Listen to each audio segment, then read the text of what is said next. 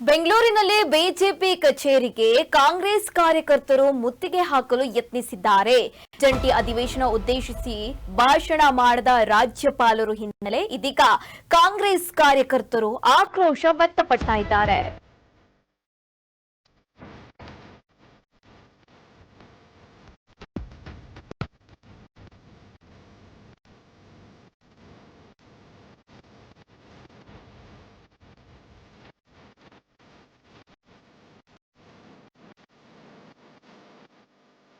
ಬೆಂಗಳೂರಿನಲ್ಲಿ ಬಿಜೆಪಿ ಕಚೇರಿಗೆ ಕಾಂಗ್ರೆಸ್ ಕಾರ್ಯಕರ್ತರು ಮುತ್ತಿಗೆ ಹಾಕಲು ಯತ್ನಿಸಿದ್ದಾರೆ.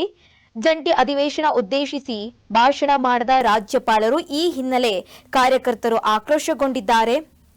ರಾಜ್ಯಪಾಲರು ಭಾಷಣ ಮಾಡದೇ ಇದ್ದಿದ್ದಕ್ಕೆ ಕಾಂಗ್ರೆಸ್ ಕಾರ್ಯಕರ್ತರು ಇದೀಗ ಆಕ್ರೋಶ ವ್ಯಕ್ತಪಡಿಸ್ತಾ ಇದ್ದಾರೆ. ಬೆಂಗಳೂರಿನ ಮಲ್ಲೇಶ್ವರಂನಲ್ಲಿರುವ ಬಿಜೆಪಿ ರಾಜ್ಯ ಕಚೇರಿಗೆ ಮುತ್ತಿಗೆ ಹಾಕಲು ಯತ್ನ ಮಾಡಿದ್ರು. ಈ ಸಂದರ್ಭದಲ್ಲಿ ಕಾಂಗ್ರೆಸ್ ಕಾರ್ಯಕರ್ತರನ್ನು ವಶಕ್ಕೆ ಪಡೆಯಲಾಗಿದೆ.